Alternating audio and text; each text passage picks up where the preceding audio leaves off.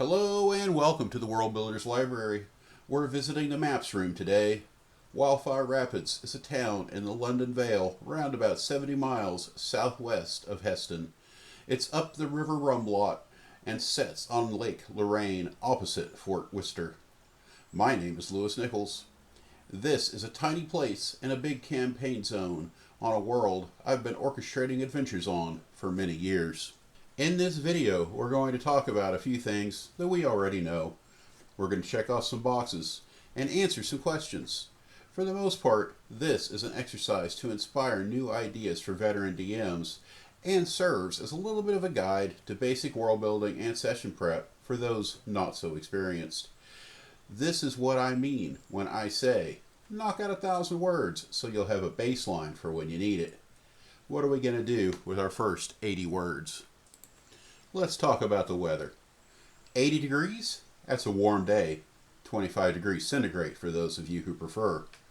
It rains 2 to 5 inches per month when it's warm, and that's up to about 12 centimeters. This varies a lot between dry months and wet months, all pretty much random.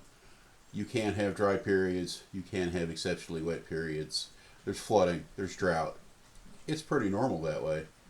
About 5 months of the year, it's going to be snow, and thaws are rare through the winter, so everything piles up. Most buildings are a foot or two above ground level to accommodate. Lows in the winter could get all the way down to minus 40. By the way, that's going to be the same centigrade or Fahrenheit. Windstorms are not unusual. Let's try 92 words on terrain. Lake Lorraine has good fishing. Trout, perch, lake salmon, locally called blue-eye salmon, and the greater green striped pike. The fish are reliable, but trophies are elusive due to years of heavy fishing. By the standards of the Vale, the land is pretty flat. By any other standard, it's hilly. The town is nestled under 3 high points, with the lake completing Wildfire Rapids' cozy nest. The hills, Carmen Heights, Dale's Knob, and Pine Cove Hill, are 200, 400, and 650 feet in that order. Within a few miles to the south-southeast is Orlo's Heights at 2,400 feet. Now when I say it's flat by any other standards around here, it's rare in the Vale to not be able to see high mountain peaks. When you're in Wildfire Rapids, you cannot. They're all too far away. What about words 173 to 365? Let's do a vibe check. This is cottage country, steeped in the tradition of old families and old money. Logging is actually limited here to preserve the local beauty. Most of the local mines have been tapped out. This was the first civilized corner of the Vale, and thus has seen the most Velito-on-Velito violence. All 3 of the surrounding hills are fortified.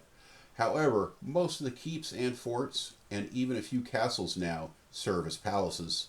It's one of the few places in the Vale that's safe to wander around outside the city perimeter without an escort. However, let's remember where we are. There are still fiend-summoning cults around.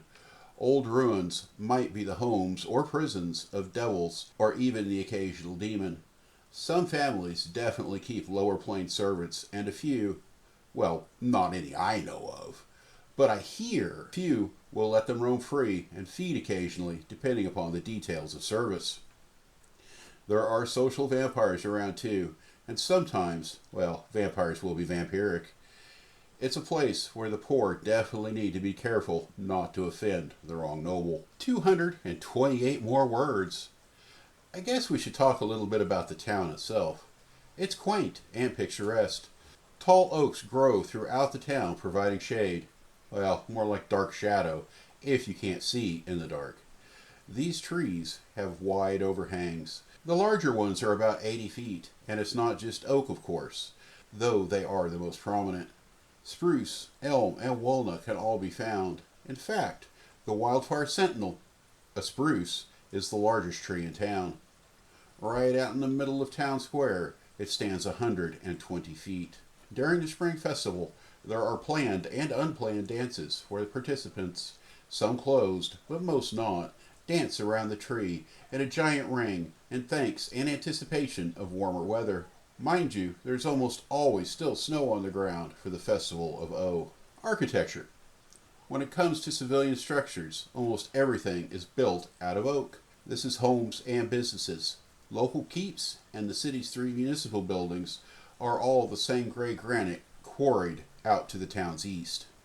We're at the midway point here, and I want to stress how much a like and a comment helps. If you've gotten this far, I presume that I have said something useful.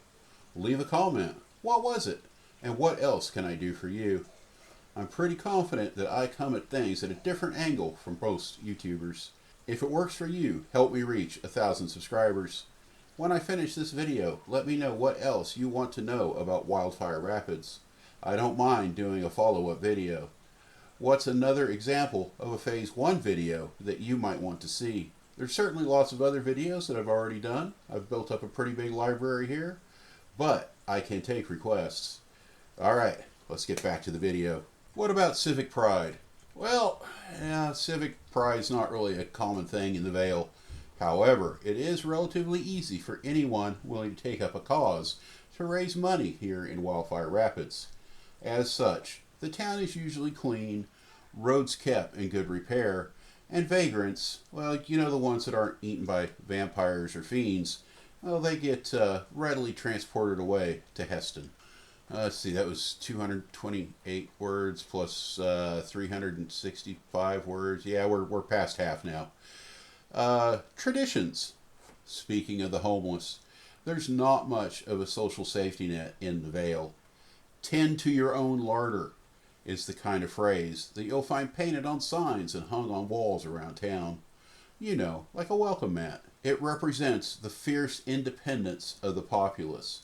This also means if you cannot take care of yourself, yeah, it's your own fault. Lately, the phrase has started to be taken as, if a nation cannot defend its borders, well, they're just asking to be invaded.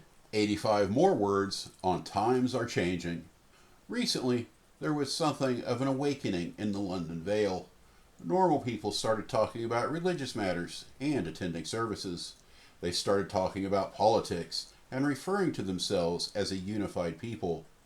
After the Umbra, and no, I will not change the name of my things just because somebody slightly more famous has started using them now. Sorry about that.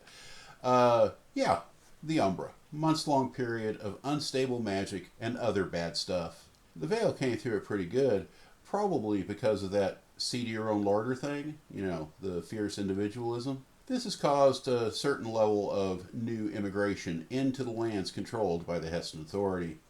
There are new faces around, although not everybody likes it. Whew, 1,000 words comes up quick. Let's finish up. Government. There is a burger principal here, but they are usually burger principals kind of like a mayor. However, these guys are usually just trying to hold on while juggling the wants and needs of the town's 3 richest nobles. It's a normal state of affairs for the London Vale. The 3 big noble families are the Walkers, who are primarily old adventuring money, the Hursts, which are super into mining, and the Davies, trade and alchemy investments.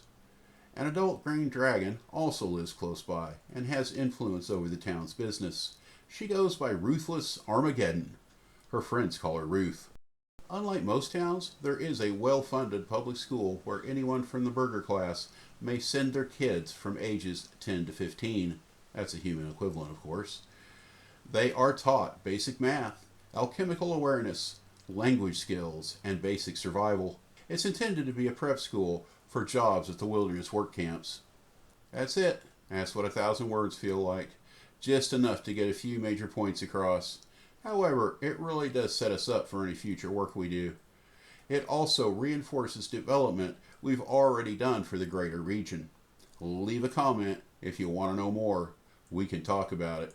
If you were to find out that you are running some sessions here in Wildfire Rapids, I would say the next big step would be setting up some businesses, talk about the accommodations for where the characters might stay, develop some NPCs, and maybe come up with a little bit of intrigue for a plot line. Obviously, if they're coming here, it's probably for some other reason, so you already have a direction to go with whatever little quest or side quest they might be on. But again, what we've done today sets this up for later. I'm so glad you all stopped in today. You're all great people. I hope that you have an absolutely wonderful rest of the day. Cheers.